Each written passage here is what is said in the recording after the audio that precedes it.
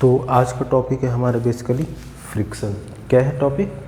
Friction. देखिए friction क्या होता है समझिएगा। FRICTION, this is our friction.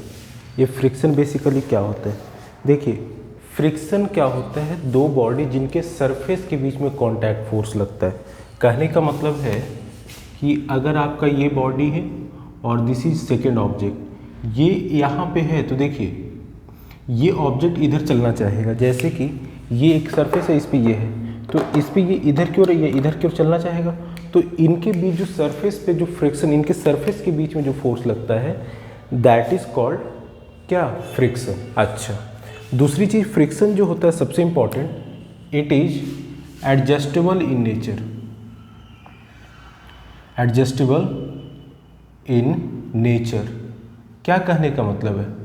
Friction जो होता है एडजस्टेबल होता है। कहने का क्या मतलब है कि जैसे कोई टेबल है, मान लीजिए ये टेबल है, इसको हम इधर ले जाना चाह रहे हैं, इसको पुश कर रहे हैं।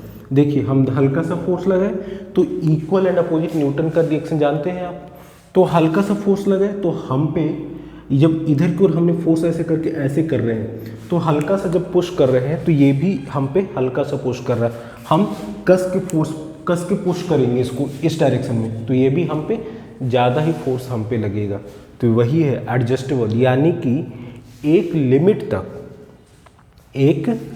तक विद इन अ लिमिट, इसमें लिख देते हैं विद इन अ लिमिट। क्या कहने का मतलब है?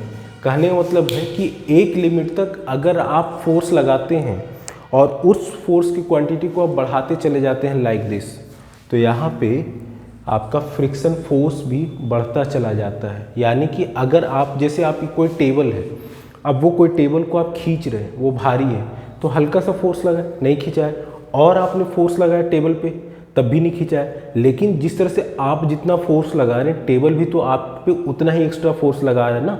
अगर आप 5 न्यूटन से लगा रहे थे तो टेबल भी आप पे 5 न्यूटन लगा रहा था। आपने 10 न्यूटन लगाया तो टेबल भी आप पे 10 न्यूटन लगाया।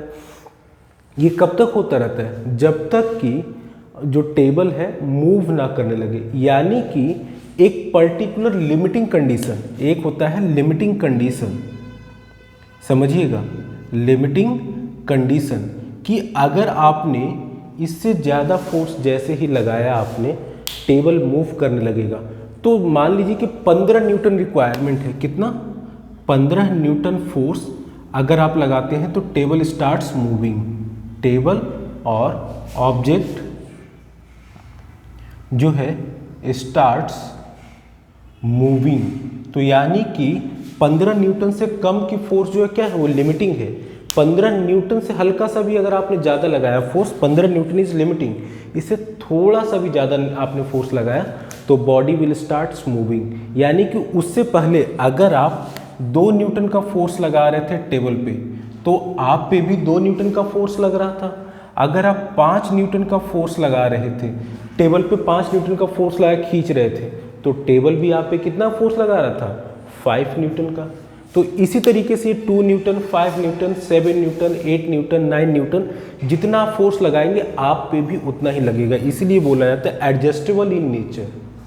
आ रही बात समझ में? लेकिन कब तक? With in a limit. अगर आप एक लिमिट से ज़्यादा उसमें लगाएंगे तो वो मूव करने लगेगा। तो वहाँ पे कुछ और चीज़ें होती हैं। तो इसके बेसिस पे हम 2 चीज़ पढ़ते हैं। एक होता है स्टैटिक फ्रिक्शन, तो इसके कारण ये फ्रिक्शन जो होता है हमारा 2 टाइप से हो जाता है। One is called static friction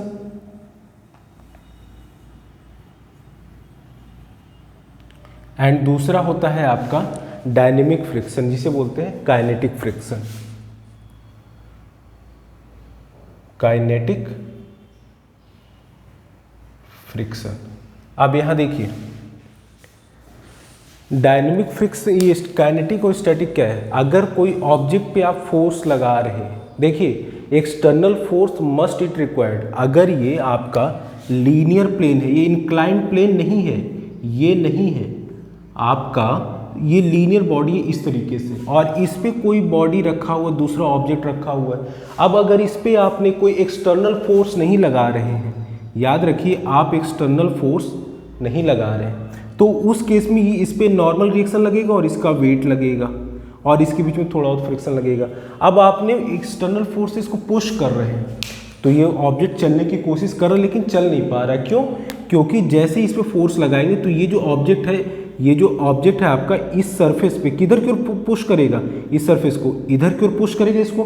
भाई ये जैसे है, ये ऑब्जेक्ट है, ये सरफेस इस पे हमने रखा और इस पे इधर की ओर पुश कर रहा है ऐसे इधर की ओर, तो इस सरफेस को किधर ले जाना चाह रहा है, इधर की ओर। लेकिन साथ में तो ये रिपल्सन के कारण क्या करेगा, इसको इधर की ओर पुश करेगा। तो हम फोर्स लगा नहीं जा रहा है और लगा नहीं जा रहा है, तो इसका मतलब क्या हुआ, यहाँ पे ऑब्जेक्ट जो है स्टैटिक कंडीशन में। क्यों? आपने फोर्स इस पे F लगाया, लेकिन इस पे देखिए ये ऑब्जेक्ट इस सरफेस पे, ये जो सरफेस है इस पे इधर की ओर लगा रहा है, तो ये सरफेस इस पे किधर की ओर लगाएगा, इस डायरेक्शन में लगाएगा। तो इसी को बोलते हैं, जब आपका यहाँ पे फोर्स अप्लाइंग फोर्स जो है इस फ्रिक्शन फोर्स को ओवरकम नहीं कर पाता है, तो उस केस में body remains in static condition. और इसी केस में आपका ये जो होता है स्टैटिक फ्रिक्शन को हम लिखते हैं स्मॉल f ऑफ s, और ये कब तक अप्लाई होता है, एक लिमिट तक। इसीलिए इसको बोला जाता है लिमिटिंग फ्रिक्शन, कि एक लिमिट तक। मान लीजिए कि इस बॉडी को मैक्सिमम हम 12 न्यूटन मिनिमम हमें 12 न्यूटन फोर्स रिक्वायरमेंट होगा मिनिमम। अगर कम से कम हमें 12 न्यूटन का फोर्स अगर लगाएंगे तभी ये चलेगा, यानी कि 12 न्यूटन से कम पे ये body will remain in stationary condition. तो यहाँ पे ये जो 12 न्यूटन का फोर्स है ना, ये आपका दिस इज लिमिटिंग वैल्यू, कि इसके बाद जैसे ही आपने लगा बॉडी विल स्टार्ट मूविंग। तो 12 न्यूटन से कम, तो यानी कि यहाँ से बना Fs जो है this lies between 0 to Fl। अगर 0 से Fl यानी लिमिटिंग फ्रिक्शन के बीच में है वैल्यू, तो body will remain in stationary. क्यों? क्योंकि स्टैटिक फ्रिक्शन वर्क कर रहा है।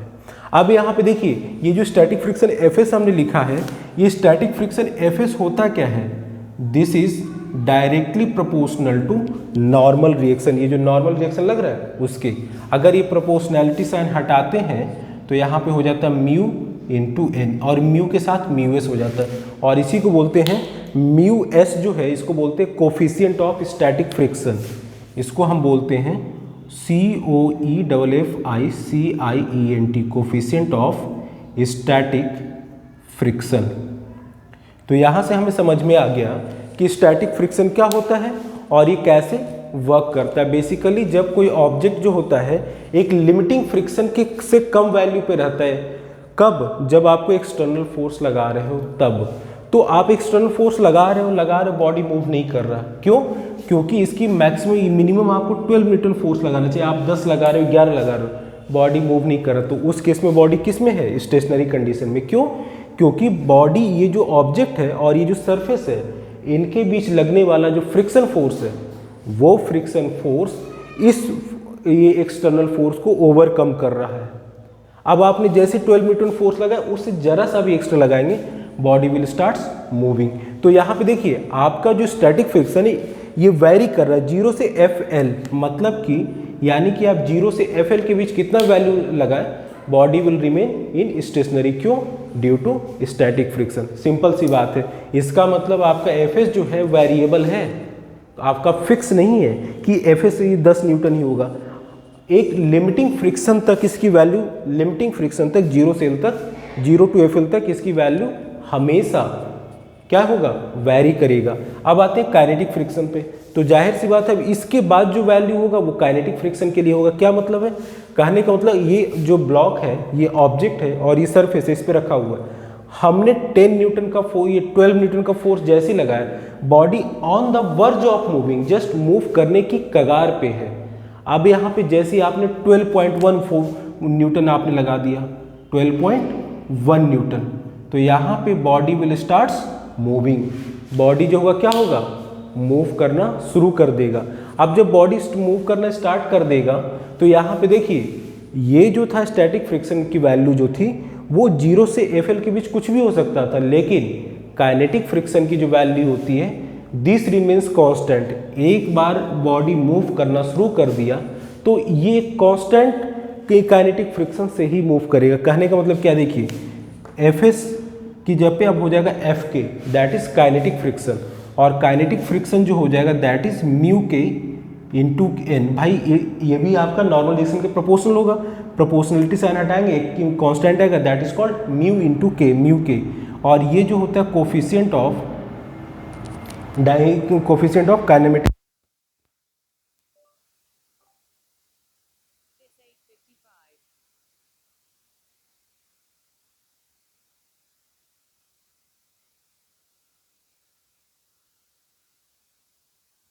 फर्क क्या है, देखिए जब आप बॉडी को मूव करवाने लगेंगे तो काइनेटिक फ्रिक्शन की वैल्यू, जब एक बार बॉडी मूव होने लगेगी तो अब इसका फ्रिक्शन फोर्स वैरी नहीं करेगा। तो इसका मतलब है कि when the body will in moving condition, तो उस केस में आपका काइनेटिक फ्रिक्शन वर्क करेगा मूविंग कंडीशन में, और इसकी वैल्यू हमेशा कांस्टेंट होती है, याद रखिएगा। ये तो वैरी कर रहा, चेंज होता रहता है, लेकिन ये वैरी नहीं करता, इसकी वैल्यू ऑलवेज कांस्टेंट होता है। अब एक टॉपिक है एंगल ऑफ फ्रिक्शन। देखिए वो एंगल ऑफ फ्रिक्शन क्या होता है।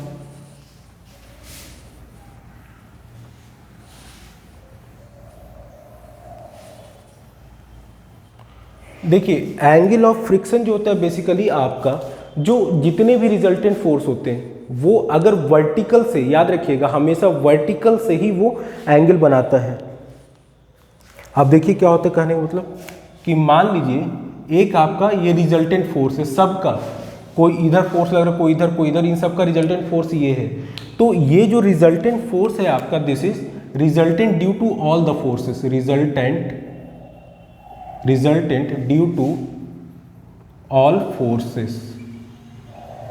तो ये जो होगा अब वर्टिकल से जितना एंगल बनाएगा, ये वर्टिकल है, इससे जितना एंगल बनाएगा इसी को हम बोलते हैं यहां पे क्या, एंगल ऑफ फ्रिक्शन। अब देखिए बेसिकली क्या है, एक मिनट, हाँ ठीक है, एंगल ऑफ फ्रिक्शन देखिए क्या है बेसिकली, हमने कहा resultant of all the force, तो ये रिजल्टेंट है।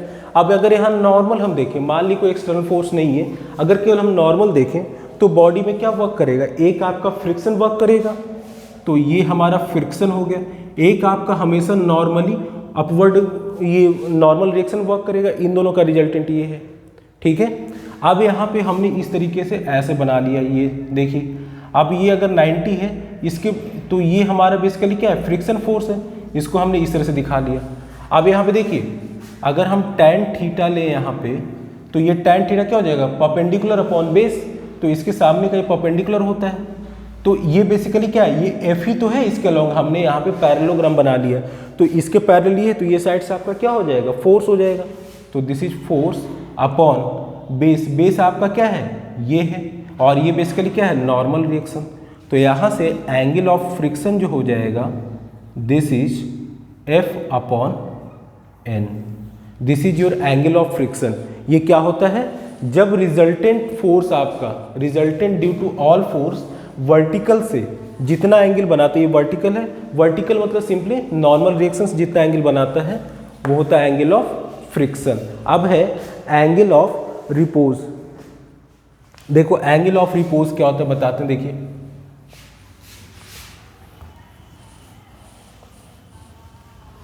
सपोज कीजिए कि कोई हमने इंक्लाइंड प्लेन लिया, क्या लिया है, इंक्लाइंड प्लेन। तो ये जैसे हमारा देखिएगा, ये दिस इज,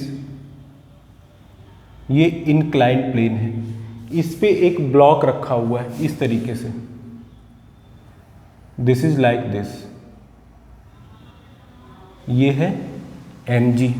अगर ये थीटा है, ठीक है, तो हमने आपको बताया था पिछले क्वेश्चंस में कि अगर ये थीटा होता है तो ये भी हमारा क्या होता है, थीटा होता है।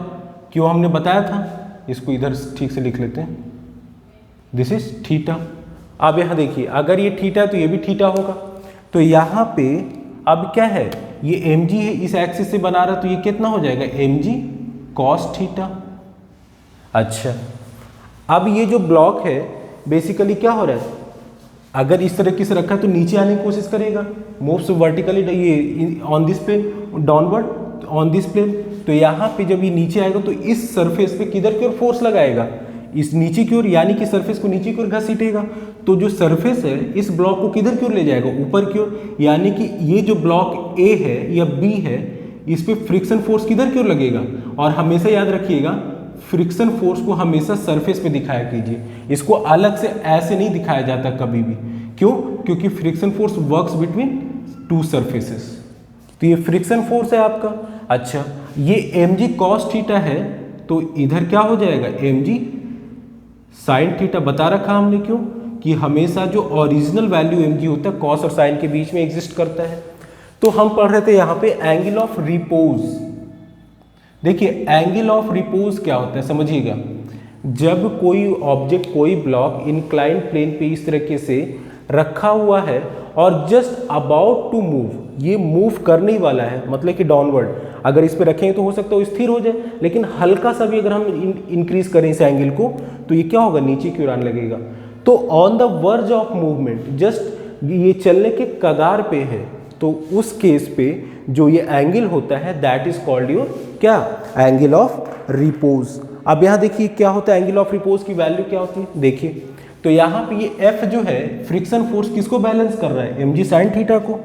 तो यहाँ पे लिखेंगे small f equals to mg sin theta, और ये देखिए ये इस प्लेन को हमने एंगल इस तरह से क्या किया, इंक्लाइन करवा दिया, तो ये जो आपको वर्टिकल प्लेन था ये भी तो ऐसे हो जाएगा ना, तो ये ऐसे हो गया, दैट मीन्स ये हमारा क्या वो है, नॉर्मल रिएक्शन। ये क्या है बेसिकली, नॉर्मल रिएक्शन।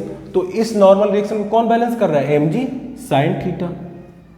तो ये आपका mg cos थीटा।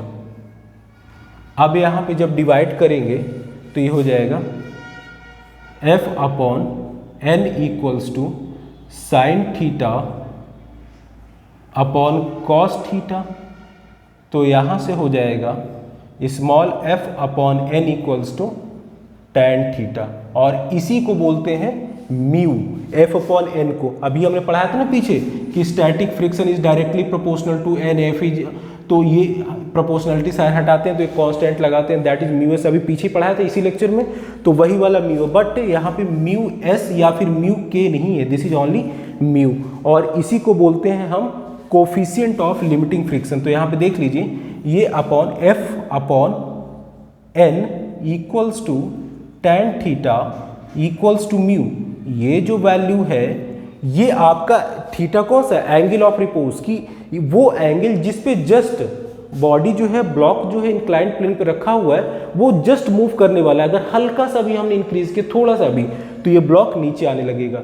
तो this is on the verge of movement, ये मूव करने की कगार पे है। तो अब यहाँ पे ये जो म्यू है इसको बोलते हैं coefficient of limiting friction, coefficient of, अब ये बेसिकली होता है क्या समझिएगा, कोफिशिएंट ऑफ लिमिटिंग फ्रिक्शन। अब ये बेसिकली क्या होता है समझिए, ये लिमिटिंग है कि जरा सा इससे आपने पीछे हमने बताया था ना कि स्टैटिक फ्रिक्शन जो होता है it lies between 0 to FL, limiting friction की वैल्यू, तो ये वही है लिमिटिंग फ्रिक्शन कि ये देखिए अभी इस पे अगर रुका हुआ तो किसके कारण, ये जो सरफेस है और ये जो ब्लॉक है इनके बीच लगने वाले फ्रिक्शन के कारण, तो ये फ्रिक्शन ही इसको रोके हुए, लेकिन जरा सा अगर हमने एंगल को बढ़ाया तो ये डाउनवर्ड मूवमेंट करने लगेगा, तो इसलिए बोला जाता है कोफिशिएंट ऑफ लिमिटिंग फ्रिक्शन। अच्छा, और ये जो एंगल है एंगल ऑफ रिपोज की मैक्सिमम वो एंगल जिस जब तक बॉडी और object will remain in stationary at inclined plane. तो यहां पे एंगल ऑफ रिपोज क्या है, angle up to which body और object remain in stationary on inclined plane. किस पे, इंक्लाइंड प्लेन पे, ये नॉर्मल लीनियर प्लेन पे नहीं, ठीक है। तो ये होता है angle of repose. Next lecture में हम इससे रिलेटेड क्वेश्चंस करेंगे। चलिए, थैंक यू।